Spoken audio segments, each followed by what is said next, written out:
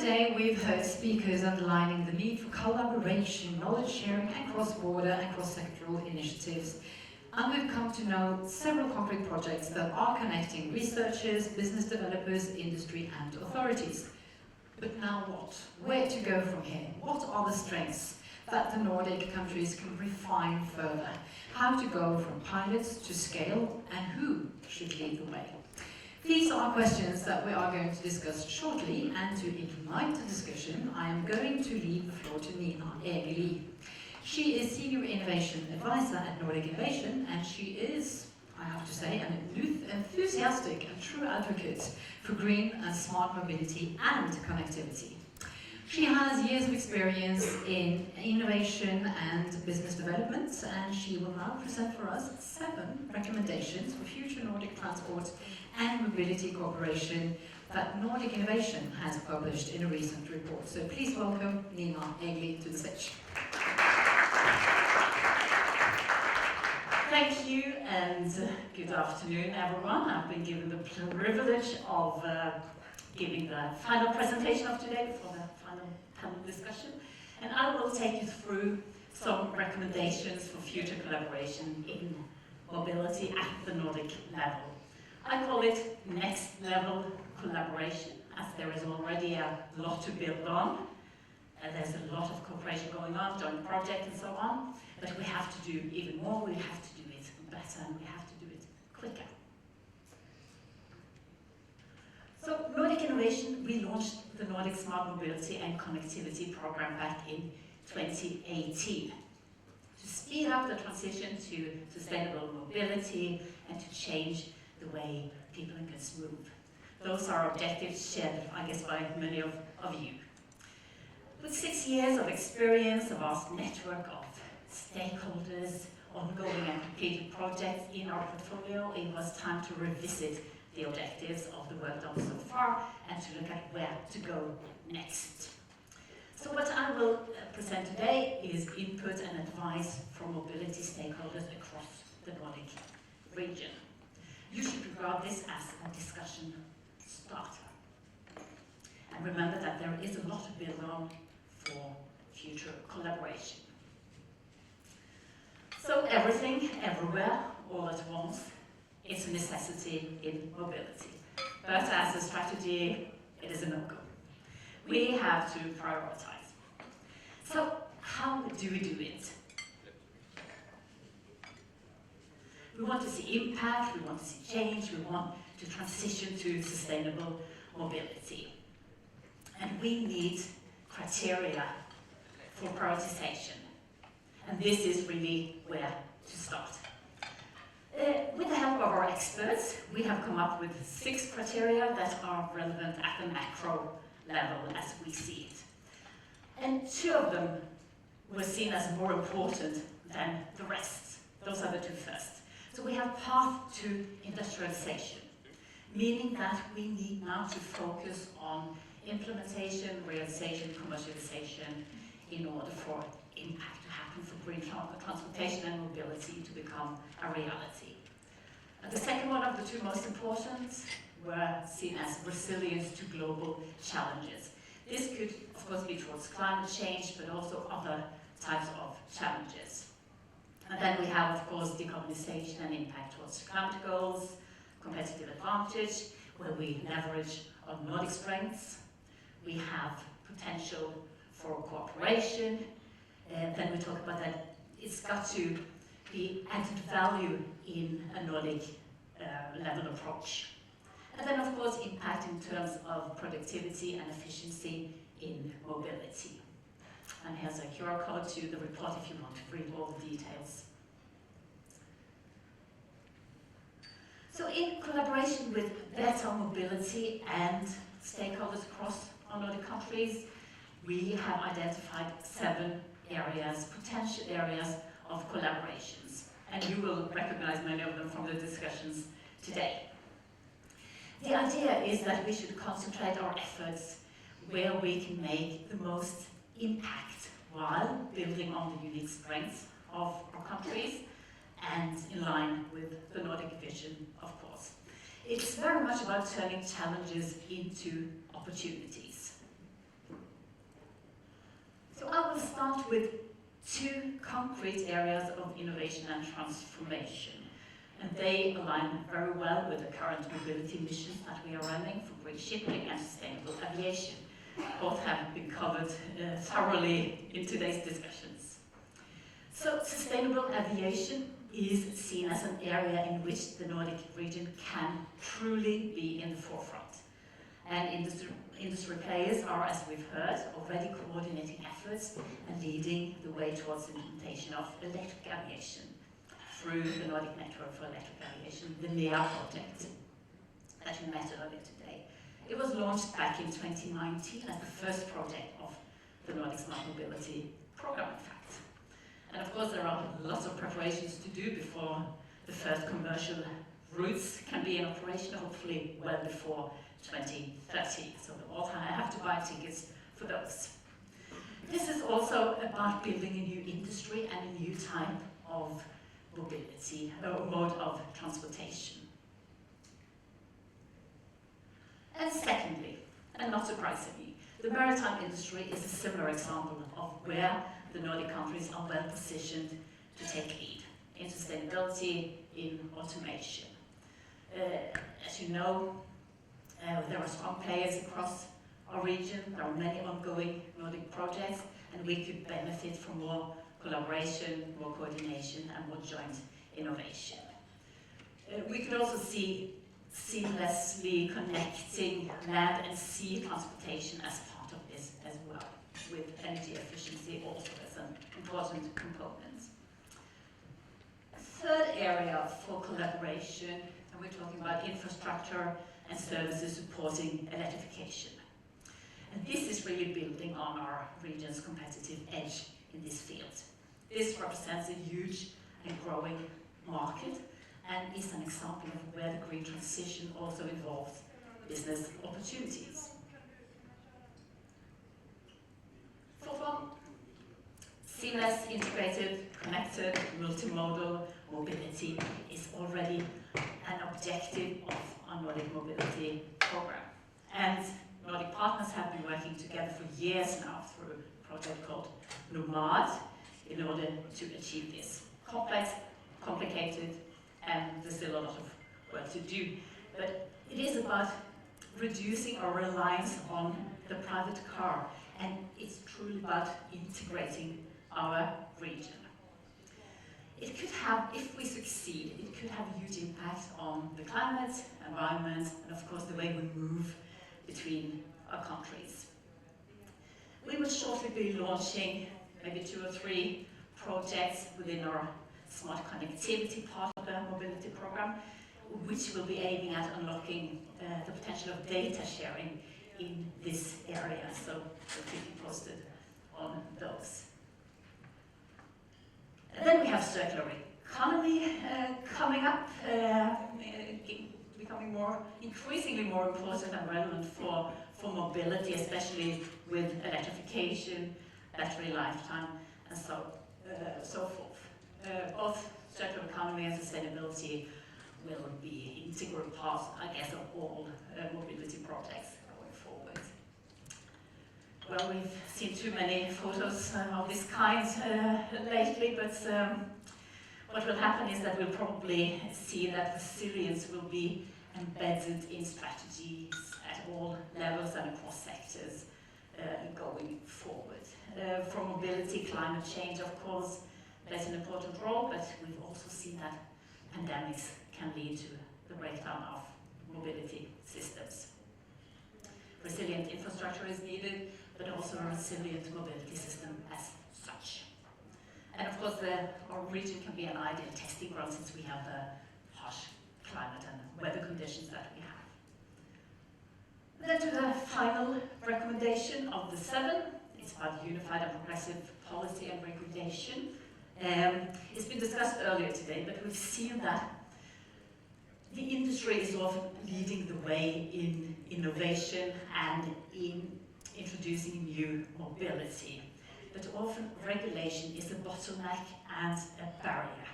And adding to the challenge is the fact that regulation and policies are not aligned across our region. To mention mention an example. We are doing a policy tour with the NEA, the Electric Aviation Project, this spring, with this in mind. But alignment is needed in all areas of mobility. And then, almost getting to the end. Those were the 7 recommendations, but there's always more. I'll just mention a couple of a few of my own reflections and observations. We need to include heavy-duty vehicles and trucks in the discussion. We should bear in mind that time is short. We need to implement what we have in terms of sustainable solutions, and we have to live with the intermediate solutions to be able to reach the 2030 milestone. We'll not have the perfect answers to all the problems and challenges ready in time. Implementation and scaling is needed. Nordic companies hold the key to the green transition by introducing green solutions to the market, so we should develop priorities in close dialogue with Nordic businesses and industry representatives. And then most new technologies are unfortunately not developed in our region, so we have to make sure that we remain an attractive early market for new technologies for us to succeed in the green transition. And final words, nothing ever stays the same. It's more a truth now than it's been ever before, but through collaboration, coordination, and joint innovation, we can shape the future we want, and not only have to adapt to it. So, thank you. I'll hand you over to Lector again. Thank you so much, Nina, and for giving us that discussion starter, so we all know what is coming next. And thank you also for underlining the need for swift and affirmative action, for massive implementation and scaling of solutions that are actually already here, and also for gently emphasizing the role of industry and companies in the transition. Now, with these fresh messages, or with these messages fresh in mind, I was going to say, we are going to discuss further both the solutions needed and the potential for Nordic cooperation, preferably in concrete terms, for the next 24 minutes. Now, to the stage, I would like to re-invite some of the speakers that we've already met, and they will just join me on stage and take place around the tables, sharing a couple of microphones. So, Eirill Bachmann Mehammer, still task leader and senior consultant at DNV Norway, and you can just give them a round of hands when they're Hilda Rømer Christensen, professor and lecturer at Copenhagen University in Denmark. Juho Kostiainen, project manager at Mobility Lab Helsinki in Finland. Jon Björn Skúlason, executive director of Icelandic New Energy in Iceland, of course. And last but not least, Eric Lithun, CEO of Elfly Norway. What a nice bouquet of people we have on stage. And of course, dear audience, if you wish to participate during the discussion, we have a microphone that we can send around, I think, or maybe we can take it off the table. We'll find a solution, so just give me a signal and I'll give you the word. But I'm going to start. I'm going to warm up the panel first with a couple of topics, so I'll try to keep an eye open for your intervention as we go along. Now, let's start with some reflections on the messages from Nina, people. She emphasized the importance of implementation and scaling up, and several of the projects that we've heard of today are still on a testing and piloting level. So how do we go from pilots to scale, making sure to uphold environmental and societal sustainability at the same time? So I would like to start with you, Juho Kostiainen. Is this something that you're discussing at the Mobility Lab in Helsinki? I mean, how? I guess the point of the lab itself is to be a test arena, but the next step from there, how are you doing that? How are you helping out? Yeah, I think it's definitely one of the goals, obviously, else what the hell are we doing? But of course that's sort of the next step after what we do. Our focus really is on making the innovation process faster, getting the learnings from the different things, and then it's a matter of whoever is the sort of customer or the owner of the cases, whether it's the city, different city departments, or whether it's business solutions, whatever. But of course, that's the goal. That's what we're driving towards, and that's where we're trying to help in our role. And that we're trying to make it easier and faster for solutions to be really tested in practice, and for the companies to get feedback on whether they're on the right path, how to take into account what the city or the customers are actually, what works, what doesn't. Because anyone can come and test their solutions in your lab. But do you have any results so far, seeing that some of the tests that you've performed, that have been performed in your lab, are scaled up? And or well, answer that first, and then we can see if it was a success or not. Yeah, so it's very much case by case, and I mean, the things that we pilot literally range from land to air to sea, plus the digital world. So you can imagine that there are different paths of success. In some cases, for example, when it's a more futuristic solution, like an autonomous street sweeper, it's something that's even through just the visibility from seeing pictures of a robot roaming the streets silently at night. It has scaled up globally to a lot of different places. In some cases, some electric boat services, for example, have been picked up the following years because the citizens have liked it and requested such services as sort of regular procured services in the area. And in some cases, like imagine e-scooters just showed up at one point, and at that point obviously the city didn't have anybody assigned for topics like that. I think that went all around the world actually. Yeah, and through one of the pilots we did in the Mobility Lab, we tested ways of managing the data from the scooters, providing tools for city planners to figure out what's going on and how we could manage that. That has then been picked up, and the past few years it has been in use by the city, for example. We're going to move on to the rest of the panel. And Hilda, I would like to draw you into the panel now, as you gave us a different perspective in many ways on challenging the definition of the user. And how do you think that a stronger emphasis on the diversity perspective in the development and implementation, and also the scaling up of sustainable mobility solutions, will contribute to better solutions for all? You need the microphone. It's on. It's on. Okay, let me start with whatever feminist or social killjoy, saying that greening and smarting is not green and smart if it does not include gender and diversity. And this is at the Nordic level called gender and diversity mainstreaming. It has been around for 20 or 25 years, also at the European level.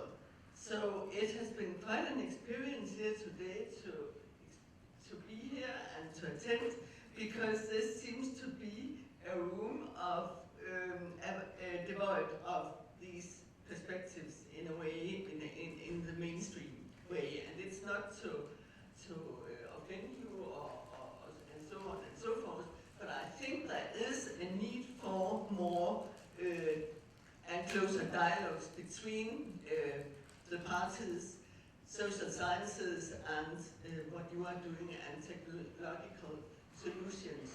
Because we also, we have heard about all these wonderful things which you are developing here, but we also know from history that a lot of useless things are developed all over very often, if they are not accompanied by all these reluctances and criticism and all that, which we have not heard a lot about today. So how do you ensure that all these voices are heard in the scaling up? Yeah, then one can think of politics to include more voices there, to include more voices, more diversity in committees. We have mapped all the, many of the committees at the European level and also in Denmark. And there are only small percentages, 10, 20% women, for example. We don't know a lot about other minorities. That could be one thing. And then I would say application of new methods are more sensitive to these different perspectives. We have heard also about the application of focus groups, but it could be more general. And then I have some ideas of, more focused on semi-motorized and non-motorized mobility. Did you know, for example, that the roller, was invented by a Swedish nurse? And she did not make a big business out of it because she made it of her own needs, but it is a big business today, and rollers are not any longer produced in Europe, in Sweden or in Norway. And even though we are the countries that uses these rollers much more than anywhere else, and the same goes for the bikes. Bikes are produced in China and not in Scandinavia, and I think one could make a market out of these things. And when we talk about charging and electricity and all that, why not stretch it out, extend charging stations also for electric bikes? Because it's all the attention goes to the cars. We have heard about it, so all the airplanes or whatever. But I think we should start at a more scale. Closer and locally. Okay. Thank you. Jon Björn Skúlason, you told us about the purchase or the intent of purchasing 120 hydrogen trucks in Iceland and Norway. Would you say that is a proof in the pudding of an actual implementation and scaling up, or is it just the beginning? I think it's proof, but there's a lot of things to be done until we are kind of commercial in that sense. So I think sometimes you have to reflect on how long this takes. In Iceland, we imported the first battery electric cars produced by one of the large OEMs, so Mitsubishi, in 2009. And they costed more than the most expensive, each vehicle costed more than the most expensive electric car almost on the market, so like a Porsche. In 2009, so you can imagine how much the money that is today. Those were 3 vehicles, and everybody said, this is the stupidest thing you've ever done. These cars can drive 70 kilometers, and they're complete rubbish. It took about 9 years for commercialization, almost, until you sold these vehicles everywhere. If the trucks take the same, or let's say 6 years, then that means that we become commercial after 2030. And if you think like what we, or what my company wants to now elaborate on is fishing vessels, you can imagine the time frame for that. We heard from an electric plane, which I am willing to come with you to the Maldives and pay money for that. I'm almost retired at that time. So you have you've sold one ticket. So I think that's a challenge, much even more complicated than electric cars, far more than trucks. And those are fishing vessels, which is about 1/3 of our emissions in Iceland. So the work is not done, it's hardly even begun. No, because the time frame is like, for a truck, it takes them about 2 months after they design it to build it. So they're finalizing design now in Germany by December, building it ready in February next year. Delivery in Norway already February next year. A fishing vessel, if I call somebody today and ask for a methanol fishing vessel, they would say, okay, do you have the money? That's the first question. Secondly, we could probably provide it by 2027, no matter how much you're willing to pay for it. And that means testing and convincing, building the infrastructure, and seeing that other customers might want to build ships will take at least 2 years, then it's 2029. And then start to convert the fleet, and 2 ships a year would be good. That means my fishing vessels are done by 2100. So this is the time frame which scares me the most, is that the larger these things get, the longer it takes to get them done. So we shouldn't be that afraid of smaller projects and starting locally. Yeah, we have to do it right now. Yeah. And that's what is missing from all these policies. It's there's a lot of people talking in governments and saying we're going to do this and achieve this by 2030. The Nordic governments, for example, have announced something that they're going to achieve by 2030. Yeah. None of them have put the money on the table to do so. Why are these funds not giving us more money for these development projects and so on? It's the government that decides where the money goes. So that's a message, that's a pretty clear message going out to the politicians who are not here right now, unfortunately, but we'll keep repeating it. You need to hand over the microphone. Sorry. No. I was afraid you were going to say that. But I would like to hear from the next two sectors that was specifically mentioned by Nina, the shipping industry, or the maritime sector, and also aviation. So I know changing a conservative sector, which the shipping sector is probably not the easiest task. And you showed us three barriers in your presentation: cost, lack of infrastructure, and lack of safety requirements. How do you make that change happen much faster than it does today, including all kinds of considerations and jumping ahead and over the barriers? Yeah, first I would like to agree that the most important thing is that we get started.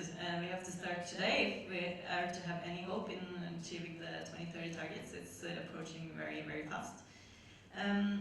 In my presentation I focused on the zero emission fuels, and the barriers that you mentioned are related to that. But there are a range of other measures as well that can help decarbonize shipping. And these are often easier to implement on the short term. So already today there are several energy efficiency measures that can be taken. Nina mentioned automation. We have digitalization technologies. We have battery electrification or hybridization. This all can reduce emissions from shipping in the short term. But if we are to reach zero by 2050, which is also a target, we need to also look at zero emission fuels, and these are more challenging to implement. And nevertheless, the ship owners have to make some investment decisions that are quite tough, because are they going to invest on a short, medium, or long term? Yes, and this is, as was mentioned also earlier today, there is no silver bullet, unfortunately. There are a wide range of fuel options available, and currently the supply of them is very limited, so we need to look into all of the options. And what we see a lot of ship owners do now is to invest in flexibility, so they have dual fuel solutions on board, which can actually lead to them just keep using fossil fuels until the zero emission fuels are competitive.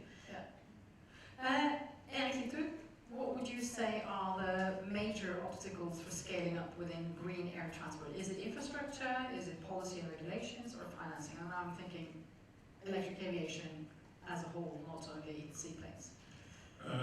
Electric aviation takes time because it's very safe, and we want to keep that safety with the new technology entering the market.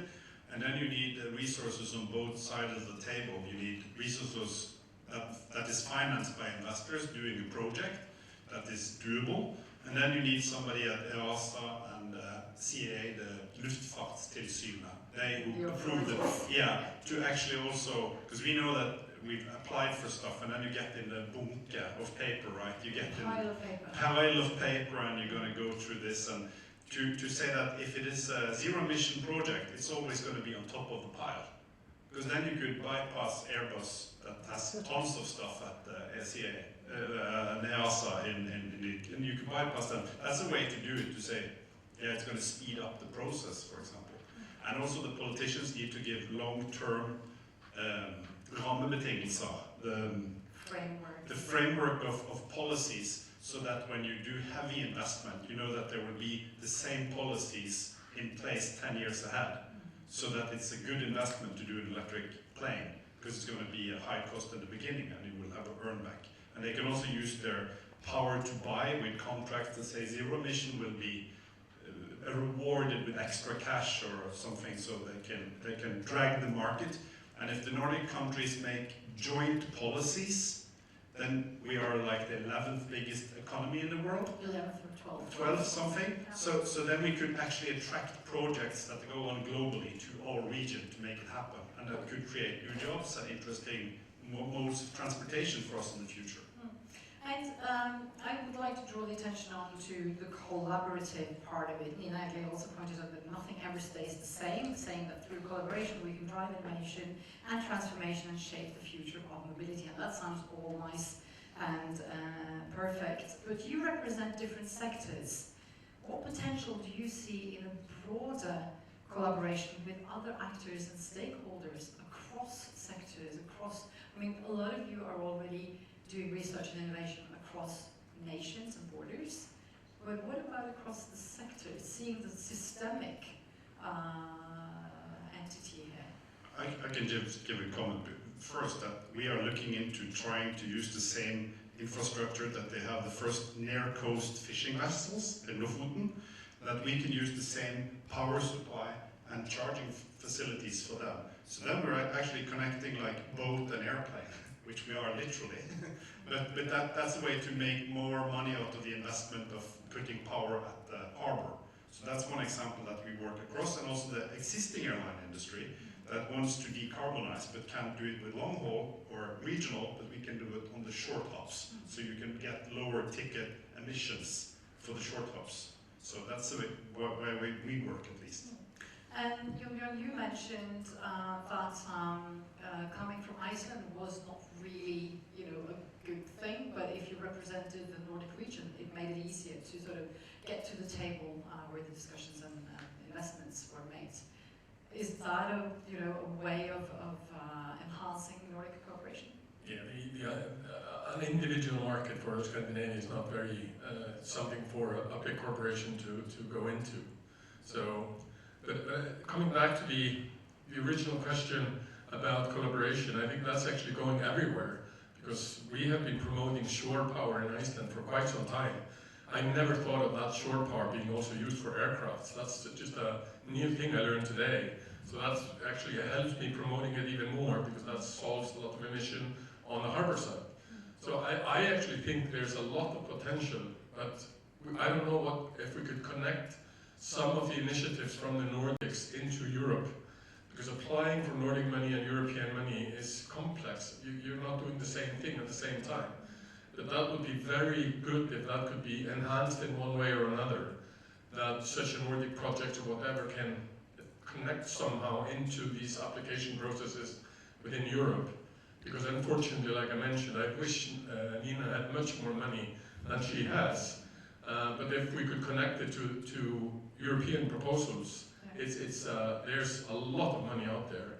And now with the Innovation Fund, which we are, for example, trying to connect to fishing industry, you can get a humongous amount of money from the Innovation Fund if you get in there, but that's complex. So I think those are pathways for all of us to work better together and in a larger setting than only in the Nordic countries. And also showing that the energy sector and the transport sector are inextricably linked together. Definitely. Eirill, I know you wanted to comment on this as well. Yeah, thanks. I would also like to point out the fuel supply as an area where we could, with benefits, collaborate across the transport sectors, because currently we see very limited supply of zero-emission fuels in the Nordic countries, and there are a lot of plans and initiatives for producing different types of zero-emission fuels, but in many cases the investment decisions are not being made. And if we can go together, all the different transport sectors, and say that, okay, combined we actually have a quite significant demand for this, and it's easier to invest in the supply side as well. So if you can have this coordinated plan for fuel supply across the Nordics, that would be great. And who is to decide if that is going to be done or not? Is it the politicians? Is it the market actors? Is it the public? I mean, who should push forward for that kind of cooperation? We think the Nordic governments could play an important role there in creating this coordinated plan for the Nordic countries combined. I'm going to look at the audience now and see if anyone would like to jump into the discussion, or if they're just happy with listening. Just raise a hand if you have any points you want to make, or a comment. It doesn't have to be a question either. No, they're quiet for now. Juho, when I spoke to you a couple of weeks ago, you said you didn't really have that many Nordic projects in your mobility lab. Is that something you would wish for? Yeah, we don't specifically have Nordic ones. I mean, there are some EU projects with Nordic partners, sure, obviously. But even with those, of course, there are some challenges with getting the right mix of Nordic, Southern, Eastern, Western partners involved, and how many can be from where. The challenges of those instruments, basically. Would you just all- for Nordic ones, Yeah. sure, it's nothing against it, obviously. And I think it would be a good thing to work on and have more such cases. Obviously, there are some collaborations between the Nordic countries in the mobility data space as well. It was mentioned already here that the public transport and mobility service data solutions, for example, are something that have been developed, the Nomad project and so on.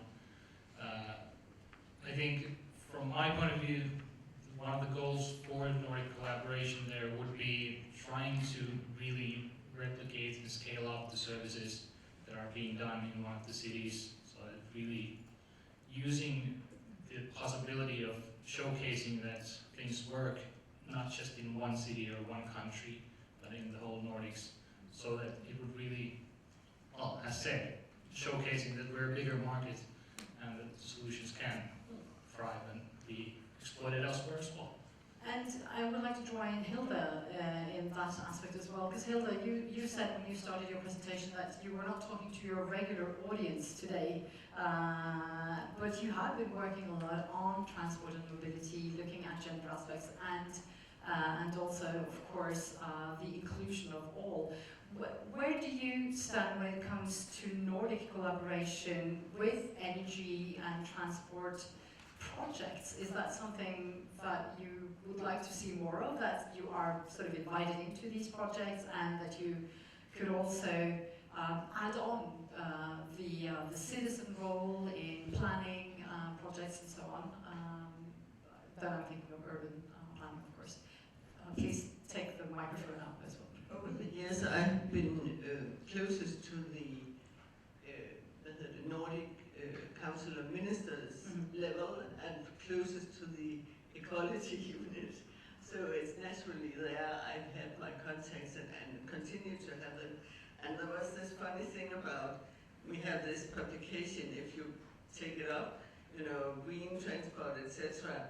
And then diversity in purple. And one woman from one of the municipalities said, yes, she wondered about this division about, I mean, who can we attract with our conferences?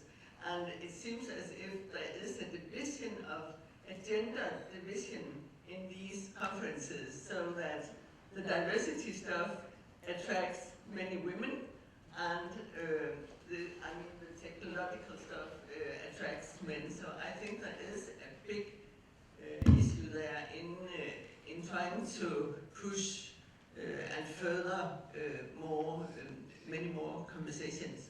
And then I would say, when you say we need money, yes, we all need money, and we have tried to enter the money game, because I'm also in a European innovation project, and there is this push, you have to make a business out of it. And we have been, and then we said in the application we want to set up a game, you know, and we had big thoughts, but what do a social scientist, how do we contact gamers? I mean, it's a challenge. And when we go to the Innovation Foundation in Denmark, they basically laugh at us. I mean, all our whatever crazy ideas, you know they are not so crazy. So what we are developing now is a Ludo quiz on green transport, which is very basic, but it costs a lot to develop, you know, to get it into business. And we are testing groups now, and they are really interested.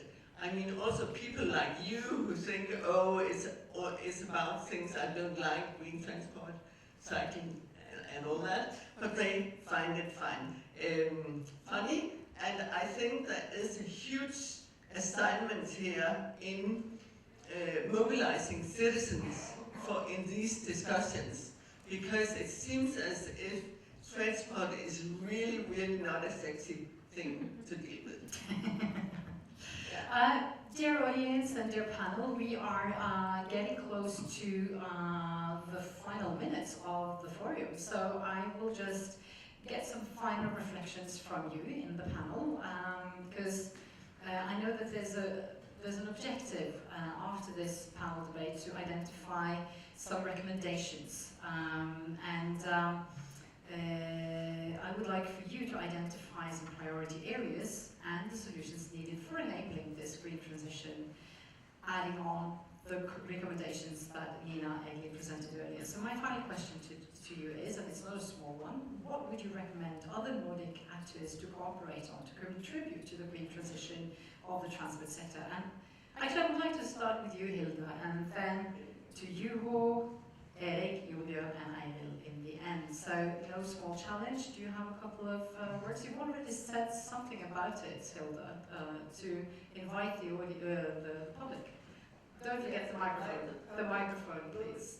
Mobilize the public, invite the public, and that also costs money and strength and energy. And then I would like to see more focus on non-motorized, semi-motorized. I mean, we have various modalities. We have only been dealing with the most sophisticated ones here. More on e-bikes, more on walking, basically. A shared roller, why not come up with ideas on that? Yeah, thank you. Next, Juho Kostiainen. Yeah, I think it was on Nina's last slide that we should be an attractive market for the non-Nordic companies as well, because we're not going to invent all the great things here necessarily. Hopefully we will. Somebody might come up with something. But I think for that, I think being a really enabling and facilitating environment, whether it comes to policies or regulations, I think making sure that those are somewhat aligned between the countries and making it clear and easy to understand for the different companies is probably a good way to go. I mean, I think, which is also already a bit of an issue, I think it should be clear that between the Nordic countries, we know what's going on and what the rules are. But I think for example, autonomous driving or urban air mobility, we have a fairly enabling regulation. I think using those kind of sort of easier attracting points is something to work on and more. Thank you. Eric? I think the politicians and the Nordic countries should contribute to making doing pollution should be expensive. And if you make polluting expensive, then the green solutions will be cost efficient. And if they are cost efficient, they will show up in the market because the market will deliver them. And I think that's the best thing that the region can do, is to make polluting cost money. So we still rely on the politicians to make that. Yeah, but it's not like giving. This is something I should love to hear. Tax it. I mean, that should be something that we'd really love. And then tax. Then they should give it to the green projects. That could be a thing to do. Okay. Let's hope they listen to that. Jon Björn. Yeah, I thought of one industry which is quite large here in almost all the Nordic countries. That's aqua farm, or where there is quite a bit of pollution, both in trucking the salmon from locations to harbors or airports. There's a lot of service boats which are going short distance and can all go on different types of fuels, and there is a development in Norway for hydrogen. There are battery electric boats available. We could, I think, quite fast adopt different types of technologies on board and test on board those ships. They're built in Scandinavia. The salmon is grown in Scandinavia, it's fed in Scandinavia or Nordic countries. So it's a very well-known industry worldwide. And if we make the fish, sorry for the language, green, it's not good fish which is green, it's still going to be pink, but everything else around it will be green. I think we can even sell a more valuable product from all of the, and this is a common thing, it's Iceland, it's Faroe Islands, it's Norway, it's everywhere. But you're thinking way bigger than the Nordic region in that. Yeah. Thank you so much. Eirill, last words. Yeah, I would like to refer back to the Nordic fuel transition roadmap, which I presented earlier today, where we outline 7 key building blocks, which can be seen as work packages for stakeholders, both from authorities, from the industry, from research and academia, to work together to accelerate this fuel transition. And this roadmap document is currently available only in a draft format, but we will complete it, finalize it this year. And one of the key building blocks is the Nordic collaboration platform, which you're all very welcome to join. And all the partners there can also give their inputs to the final version of the roadmap and participate in the pilot studies, which the experiences from those pilot studies will also be included in the roadmap. Thank you. Thank you so much, all of you, Hilda, Jon Björn, Eirill, Juho, and Eric, for those reflections at the end of a very long day. And also thank you to the audience for listening and also joining in. So thank you so much, and an applause for you five first.